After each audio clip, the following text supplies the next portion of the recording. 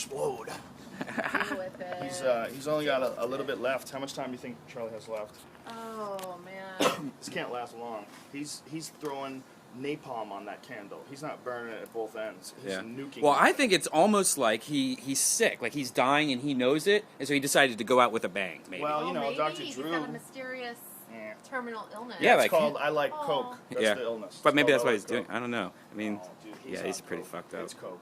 There's girls that are talking about him doing it, having briefcases of Coke delivered. That's not some shit you just get over, hanging out by the pool, you know, drinking margaritas. He's still getting drunk all the time. He drinks whiskey or vodka on his show. On that show, he's got like a bottle with him. He's trying to hide. Yeah. Because they're not paying me. They're not paying you enough, Charlie Sheen. You should Wang. get $3 million per show. It's weird how other people are reacting to him. Like Roger Ebert got pissy with him. Did you see that? No. What Roger happened? Ebert and Charlie Sheen got in a Twitter war.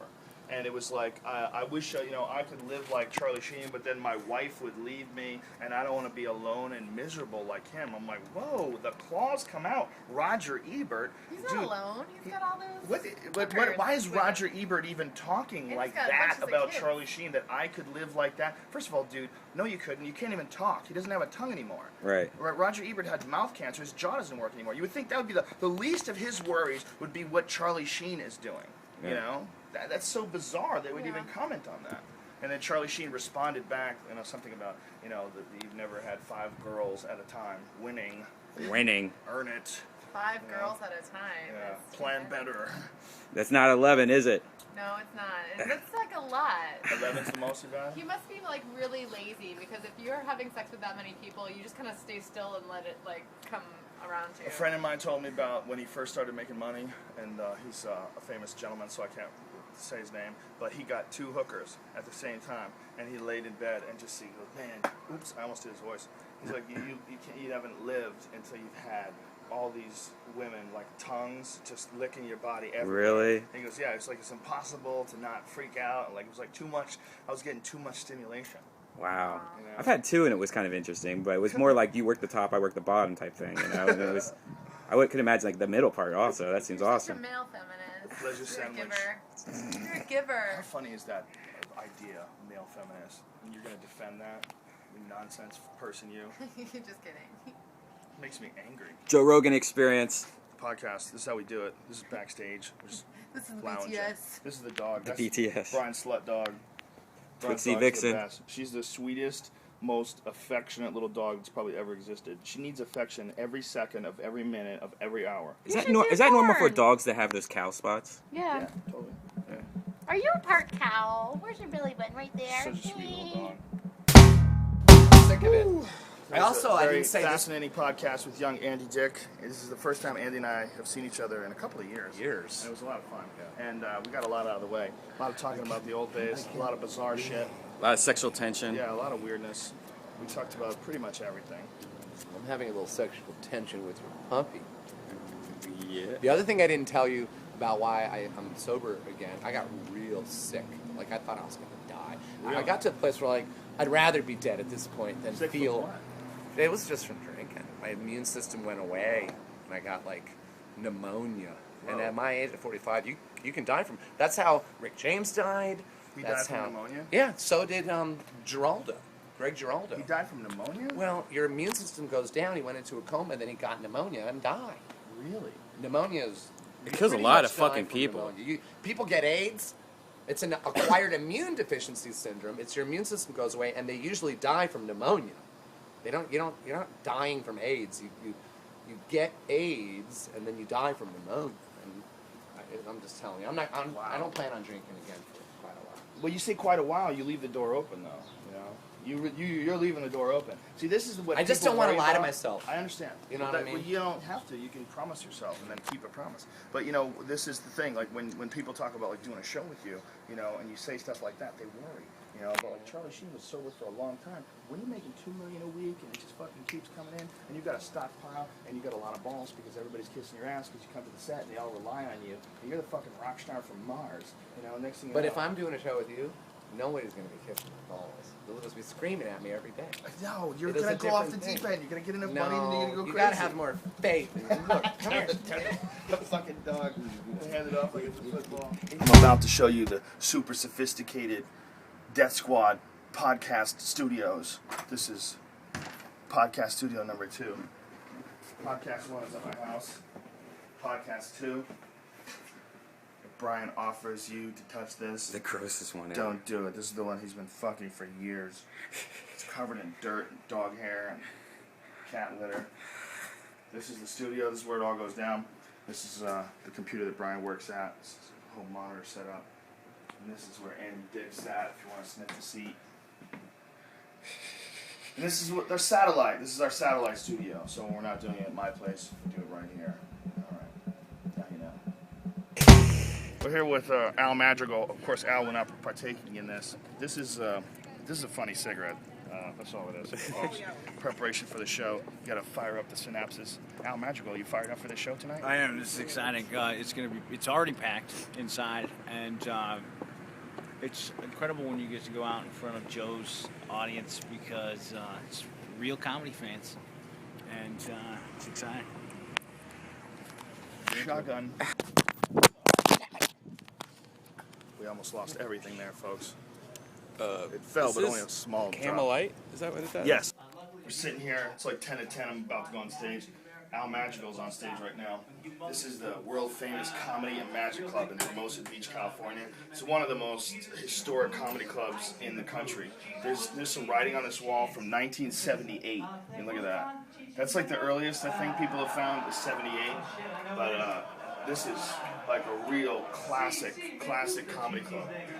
Jay Leno comes here every Sunday and works his monologues out and shit. And Al Madrigal's on stage. We were just sitting here freaking out at about how crazy it is that we've done almost 100 fucking podcasts. It's pretty bizarre, doesn't it? I mean, doesn't it seem crazy? Yeah. That's a lot of, if you think about, that's times 2 hours mostly. Yeah. How many, that's a lot of hours. Talking. I think what we try to do on the podcast is we're all trying to have fun. You know, we're all hanging out together.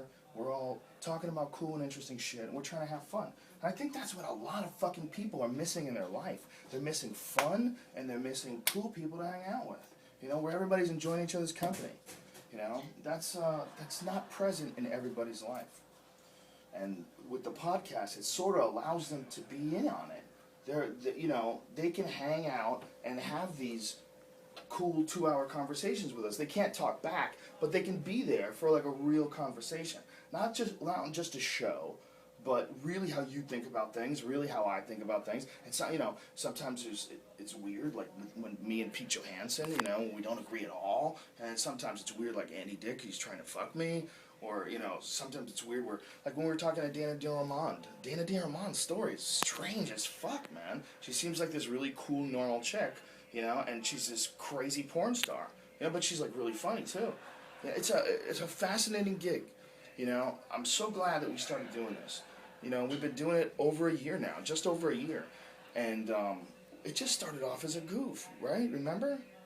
Yeah, we wanted, the idea I think was when Anthony we were always Cumia. trying to do the Justin TV thing, like doing like a weekly video, like live from the green room while we're on the road and stuff. And then I was always trying to like push for that video thing. So I think it started off when we didn't even think podcast at first. We were thinking of doing like a video show like once a week. Anthony Cumia inspired me because he does that live at the compound. Yeah. There's so many funny guys that are smart. When you get guys like Duncan and Brian Callen and Eddie Ift and Ari, and there's so many dudes that would have interesting opinions on so many different subjects. I said the luckiest thing about the podcast is that we get to have regular conversations with all these cool motherfuckers, man. Hasn't it, do you think it's improved your life? Hasn't it improved your life? The podcast? Yeah. Oh, yeah, absolutely. Has it improved the way you think? Yeah, because it's finally putting my thoughts and ideas to an audience. So, absolutely. Yeah. I mean, that's what I've been trying to do, at least on the internet for a long-ass time. Yeah. And now it's finally coming together. Hey, what's up? It's the best thing we've ever done. It's the best thing I've ever done, for sure. because it's the only thing I've ever done where it's really 100% me. You know, you kind of like get to know who the fuck somebody is when you watch them in a stand-up routine, or when you see them act, or, you know, maybe when you see them do some interviews. But interviews are fucking quick, man. They're over, but you don't even know what the fuck you were supposed to say. You feel weird when you leave. Like, every time I've done like a Tonight Show interview or one of those things, man, you sit down in the chair next to Jay Leno, I don't know what the fuck I'm talking about. I'm just trying to be funny. I only have like 7 minutes. You know, I'm just trying to keep it together. Hey, what's up? What's going on? How you doing? Hey Nate, how are you? Those seats So- out there. Okay. Sold out tonight. Yeah, that's right. I saw that. Anyway, but with the podcast, when you're on for like 2 hours, man, you know, you really get a chance to talk to somebody. You know exactly what they're like. Now people understand the brilliance of Duncan. You know, Duncan is a brilliant dude. He's a fascinating motherfucker. You know, but it's really gets illustrated on the podcast. And Brian Callen, there's a lot of people who have no idea how smart Brian is, or no idea how funny Joey fucking Diaz is. That's what I think is the best thing, because like what you're talking about, like, and with the Death Squad, I get to put fucking these people out of nowhere that no one would ever know about, at least to an audience. It's a brilliant idea you had. You've created a radio station. The Death Squad is a radio station. We're going to use this as a video commercial. It's a brilliant idea, Brian Redband. He's a fucking genius, a mastermind. He saw ahead. He saw into the future. Created a goddamn broadband internet radio network type thing of podcasts. You can't fuck with that. You can't fuck with that. Why are you trying to fuck with that? You can't fuck with it. You figured it out. You cracked the code. You hacked the system. Top 20 on iTunes. What's up with that? Top 20. Just some fucking dude from Columbus, Ohio. Making people touch his dirty fleshlight. Sick fuck. All right, that's it. Show's over. That's a vagina. Put your finger in it. It's, yeah. Okay. It hasn't been washed. One of my first gigs ever was a lowrider car show, and they were going to have a bikini contest. So it was me and like 3 other comics, and the bikini girls don't show up. So all these Latino dudes in oversized white t-shirts with video cameras are standing there waiting for this bikini contest. It never happens, and they say, well, now, instead of the bikini contest, we're going to have the comedians. And everybody, woo, walk away, and then the crowd disperses. I go, and I look out in the middle of the audience as I'm starting up, and there's a little boy holding his parents' hands, just going like this, looking at me, flipping me off. He's just holding it, not even moving. He didn't flinch at all. He just held it my entire set.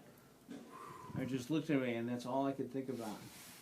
Was this kid. So as I was doing my set, I was like, this is horrible. So anytime I go up and I don't see anybody paying attention, you know what we're talking about, that's not into it, Right.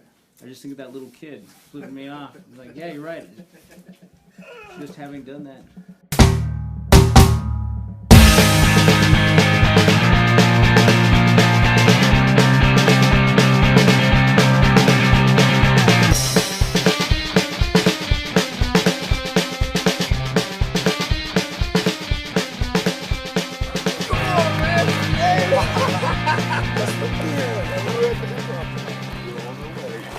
Can we take pictures? Yeah, you guys get together. I'll take it.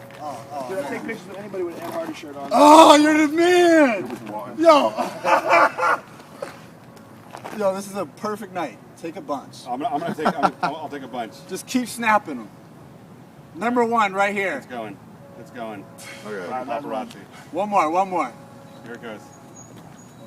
Oh, you're the man, man. Have a good night, man. Appreciate it, brother. Thank you, man. Nice seeing you, man. Nice meeting Hey, you gentlemen have a good night. Thank you. Take care, guys. Yeah. What? What? Oh, man. Hey. Hey, don't rush me. No, you can chill. I got my picture. I got it.